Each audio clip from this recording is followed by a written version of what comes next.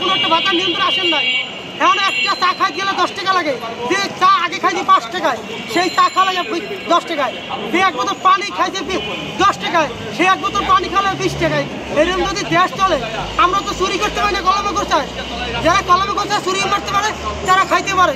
আমরা কি করে চুরি করি? আমরা তো চুরি করতে গেলে আমাদের বিবেকে বাধা দেয়, চুরি করতে গেলে বিবেকে বাধা দেয়, আমরা কোনো কিছু করতে পারি না। আগে রিক্সা চালাই ভাড়া মারতাম 1000 টাকা, এখন হাসিনা বছর টাকা পরে ভাড়া মারি করে 500 টাকা। 500 টাকা যদি ভাড়া মারলে 1 কেজি মাছ কেনা লাগে 280 টাকায়। 1 কেজি পাঙ্গাস, যেটা আমাদের দিন আমাদের সাধারণ মানুষের জন্য একটা পাঙ্গাস তেলা পুইয়া, সেই পাঙ্গাস তেলা পুইয়া 250 টাকা 300 টাকা কেজি কেনা লাগে। আমরা তো দেখি না দেশ পরিচালনা যদি দেশ হয় তাহলে 18 কোটি মানুষ কোথায় যাবে? 18 কোটি মানুষ কোথায় যাবে? বর্তমান আমরা বলতে চাই দেখে না, চাঁদাবাজি, দুর্নীতিবাজি, ঘুষ, হাইজেকার, ছাত্র মাদক কারখানা থেকে বাড়ছে। কোনো একটা উনি পুলিশ প্রশাসন থেকে কোনো কিছু নিয়ন্ত্রণে আসতে পারে না।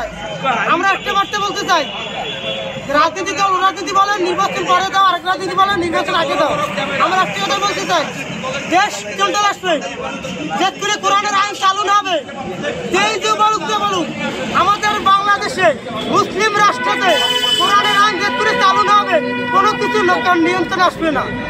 যেই দল ক্ষমতা আসুক, জামাতে আসুক, আর বিএনপি আসুক, আর জাতীয়বাদী আসুক, আর আওয়ামী লীগ আসুক, আমাদের বাংলাদেশে কন্ট্রোল আসবে। কোরআনের আইন চালু করতে হবে, পার্লামেন্টে সংসদে বলে কোরআনের আইন যদি চালু করা যায় সব কিছু নিয়ন্ত্রণে আসা লাগবে। চাঁদাবাজি বন্ধ হবে কোরআনের আইন চালু করলে, ঘুষ বন্ধ করা যাবে কোরআনের আইন চালু করলে, সুদের ব্যবসা বন্ধ করা যাবে কোরআনের আইন চালু করলে, দুর্নীতিবাজ কোরআনের আইনে সব কিছু বন্ধ করা যাবে। যেক্ষণ আমাদের বাংলাদেশে কোরআনের আইন চালু না হবে সেক্ষণ কিছু নিয়ন্ত্রণ আসবে না।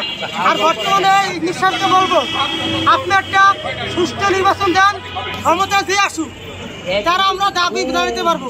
আপনার কাছে কিছু দাবি জানালে আমাদের সমস্যার সমাধান হয় না। আপনি এই ছাত্রদের কথায়, আমরা ছাত্ররা দেশ আল্লাহ স্বাধীন করে না, যে ছাত্ররা আবার স্বাধীন করছে আমরাও স্বাধীন করছি। দেশের 18 কোটি মানুষ যদি রাজপথে নামে না দেখে তাহলে হাসিনাকে জিন্দিগিতে নামান দেখে না। আমাদের রাজপথে একমাত্র সেনাবাহিনী করে দেশ স্বাধীন হয়েছে। আমরা আগেও বলছি, সেনাবাহিনী আমাদের পাশে যদি না দাঁড়াইতে তাহলে হাসিনাকে আমরা নামাইতে পারতাম না। যে রাজনীতি দল যেই বলুক, আমরা 16 বছর ধরে গেছি, 16 বছর ধরে রাজনীতি দলের ইসলামী ভূমিকা পালন করে দেখছি, আমরা সব দলের ভূমিকা পালন করতেছি। 16 বছর ধরে কিছুই করতে পারে না। দেখে তো রিক্সাওয়ালারা দেশ স্বাধীন করে, রিক্সাওয়ালা ছাত্ররা দেখে পাশে দাঁড়াইছে, তারা তো কোনো বছর কোনো রাজনীতি দল, তো বড় বড় রাজনীতি দল আছে, তারা তো মাঠ গরম করতে পারে না। আমরা ঢাকা শহর রিক্সাওয়ালারা শাহবাগ প্রেস ক্লাব আর ঢাকা মেডিকেল পুরো সংখ্যা করে ফেলাইছি ছাত্রদের সাথে। আমরা যেখানে ভূমিকা পালন করছি, আজ কোনো একটা এই ইনুস সাহেব বললো না, রিক্সাওয়ালারা যেখানে দেশটাকে আওয়ামী লীগের বিরুদ্ধে যেখানে নামতে, সে পরিবার কি চলে সেটা আমাদেরকে প্রস্তাবন দিল না। তো আমাদের